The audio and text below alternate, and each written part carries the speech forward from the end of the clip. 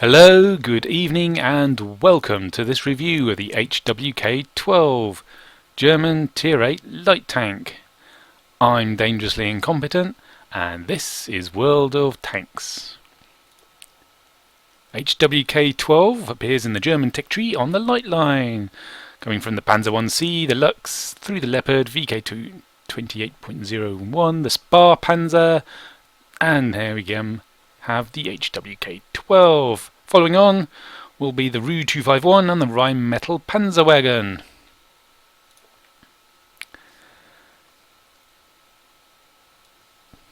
Looking at it, it looks extremely similar to the Spar Panzer, and in fact it's just slightly bigger all round, slightly taller, slightly wider, slightly longer. And there are lots of other similarities as well, but more on that later.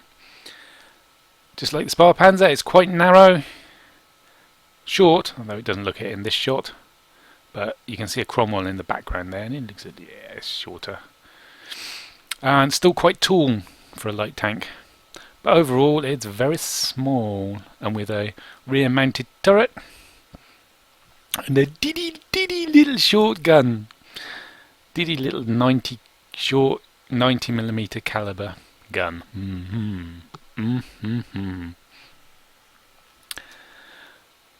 Before we get on to the armour, I'll tell you a little joke. Did you hear about the Tier 8 German light tank with great armour? Das ist verboten! Yep, that's right, it's got no armour whatsoever. Practically paper thin, 14 and 15 and 10, yeah. You're shooting at this tank, you want to shoot HE because you'll penetrate and blow it to bits! Yay! So that's the armour then. It's a great joke. The gunny gun is a 90mm, as I said, and it's quite short. And that gives it something that doesn't show up in the stats that Wargaming show you. Its muzzle velocity is very low. It is a very slow shell. And on long shots you have to lead by an awful long way. Which means the enemy can just, if they turn a bit, or they slow down a bit, or they speed up a bit, then your shot will just go flying past them. It's a real pain. Otherwise, it's just like the Spar Panzer's 90mm cannon, except a little bit better, mostly in the rate of fire, slightly more accurate. Its initial accuracy is poor. Once it's aimed in, it's pretty good. And well, this is all with a nice crew and other stuff. Yeah, aiming time is okay. Depression and elevation of the gun, that's reasonable. Damage, average damage per minute is not top of its tier, but it does have a good old kick compared to most of the pew pew guns that you find on Tier 8 light tanks. No autoloader. Just a bang, bang, bang, with good penetration and a good amount of damage per shot. Oh yeah, turret traverse. That has speeded up quite a bit. Hang on a minute. 47, that seems a lot. Speeded up from the Spar Panzer. Let's have a quick comparison. Turret traverse 45. He's comparable, but he's on the lower end of everyone else's. I was finding it really hard to get my gun to people when I was driving around like a lunatic. So it's actually not bad for turning on the turret speed. I felt it was in play. It felt really bad mainly because I'm trying to dodge and swerve and try and avoid being hit. So much so that I can't.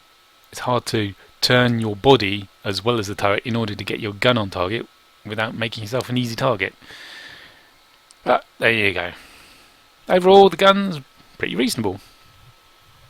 Oh, and the other thing, I mentioned it in an earlier video, but I reckon the penetration, let's get the word right, is not as high as advertised, or it's dropping off really faster than advertised for the armour piercing. Where's the penetration? 180 at 50 meters, and then dropping off to 160 at 500 meters, and past that you're not really going to shoot them because they're not going to be drawn.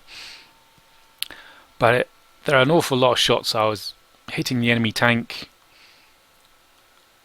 at pretty much 90 degrees to the armor. The armor was a lot thinner than this advertised penetration. It wasn't spaced armor, wasn't sharply angled or anything, and it was just bounce, bounce, bounce. No, didn't get through. No, didn't get through. It's like, oh. So I reckon this gun is being given a disservice by the penetration stats that it's got, and they're not as good as advertised. But all in all, it's a reasonable gun, especially considering it's sitting on a light tank. Mobility, here we go. Whoops, sorry.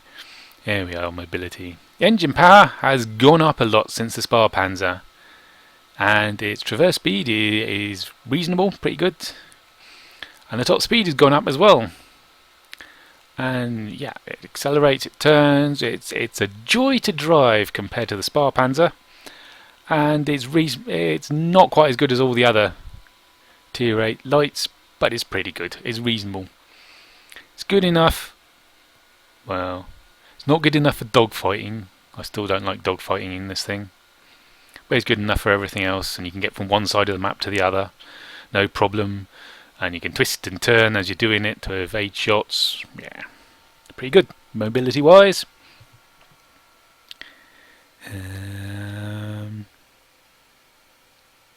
Oh, something I didn't mention directly for the gun. Initial aiming is poor, and you really do need to stop stationary, use that aim in for that full aiming time, in order to get the accuracy to get the hits in. And you don't want to do that while you're spotted in something with no armor. So really, you're either on a hope and a prayer if you're shooting while you're moving, or you get into cover and shoot from concealment, is my advice. Stop doing that. Camouflage, concealment is good. It's very small. So there's good concealment there. You'll notice I'm not running with camouflage netting because I found myself running around far too much to sit around and use the netting. View range. That's with stats. Not with stats, with great crew stats and optics, and yeah, bumps it right up there. But on its own, it's pretty good. Quite capable. Signal range, who cares about signal range once it's over 500 meters? No one. That's who. No one. Equipment. Now, this was a bit of a problem. Oops. First off, large first aid kit and large repair kit for the consumables. And this is an experiment. I started running with chocolate, and then I ran out of chocolate. So I thought, oh, in that case I shall play a load of battles and see how I do without chocolate and using the automatic fire extinguisher instead. Yeah, the results were not good. I had a 65% win rate when I was using chocolate. That's over 122 battles. And then when I switched to the fire extinguisher, I went to 55% win rate, over 146 battles. So as you can see, chocolate makes a big difference in the old win rate. So I would recommend chocolate right here, but of course that means you lose credits unless you're running a premium account. And if you can't afford to run with chocolate, then I suggest you put in coated optics in order to get that view range over 445, which is the maximum spotted range. The extra over, remember, isn't wasted. You can't spot past 445 meters, but your chances of spotting under 445 meters go up the higher your view range is. So you do want a nice high view range. And without the optics, I was finding, and no chocolate, I was finding a view range of 435, which was not good enough against my competitors. So, but But if you can afford chocolate, then that bumps your view range up enough that you can, instead of optics, put in, say, a gun rammer or a gun laying drive would be my suggestions. You can fit vertical stabilizers, so you fit vertical stabilizers, and I went for fans to improve everything all round, particularly the accuracy and the aiming time and the not being seen. Oh, and the spotting people, and it's everything. Oh, it's great. You always want you want vents, but you can't always fit them in. So that's equipment. Skills. Now your commander, let's have a look at his personal file, and skills is also the radio operator, and he's also the loader, which is a lot of caps for one person, which would explain the slightly slow loading rate. But I definitely recommend Camouflage on everyone. Brothers in Arms, yeah. It's not as necessary as in the Spar Panzer, but it's always good. And then I went for, where's he? Recon, to improve my view range. I'm hoping, if I ever play it loads and loads more, well, I'll go for situational awareness as well. And that will also bump my view range up, so maybe I'll be able to do without the coated optics and fit a rammer in again. But unless you're a really experienced player, I would not recommend playing without Sixth Sense. It is horrendously useful in teaching you where you're getting spotted. Remember, it doesn't go off immediately, so you do need to be careful with it. But there are a number of times when there's opportunity to do stuff like cross open ground, dodging and weaving and going really fast and being small, and then you go right at the end you got a bush lined up, but it's like, if I'm weaving around in the field, there's a good chance I'll get spotted, but I won't know until they start shooting at me or my Sixth Sense go off. If I don't have Sixth Sense and I just assume and no one shot at me and I assume I'm not being seen, and then I park up in the bush and remain stationary, I become a sitting duck. So I don't want to do that. So, and there's lots of places where you cross open ground in order to get to bushes, but and if you weren't spotted, you could stop behind the bush and do stuff. But if you are spotted, then you got to carry on running. So yeah, Sixth Sense is always good. On your gunner, you want snapshot. Improve your accuracy whilst turning. So it improves your initial accuracy, so all your shots are more accurate to start with before you start aiming in. And then on the driver, smooth ride. I went for smooth ride in order to increase the initial accuracy, because the initial accuracy of the gun is horrible. And Brothers in Arms and Camouflage. Always keep your camouflage up. And then thereafter, off-road driving, so you don't slow down so much and become such an easy target in swamps and stuff. And then clutch braking to help you in the dogfight, which you don't want to get in.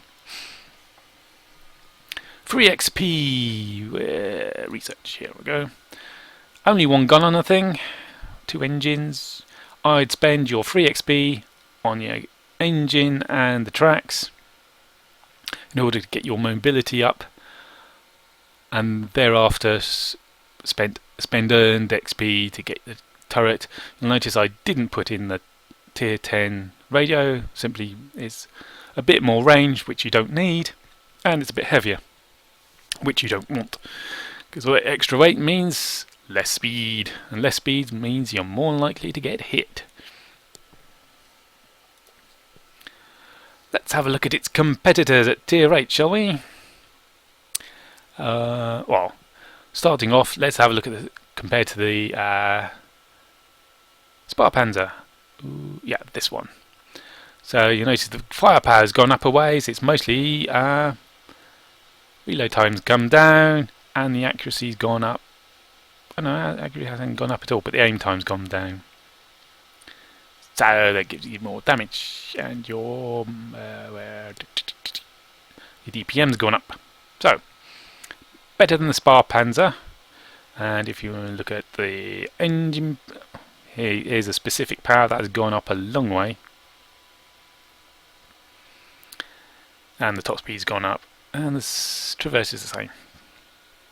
So that's all round, all bit better than Spar Panzer, SP1IC. Right.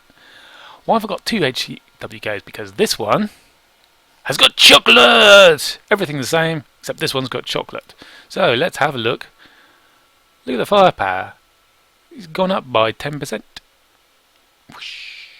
That really helps. Dispersion's dropped. The aim time's dropped. DPM's up slightly. What else was there? Traverse speed goes up. Specific power doesn't change, but view range goes up. But yeah, that's the effect of chocolate, and that makes 10% difference in your win rate.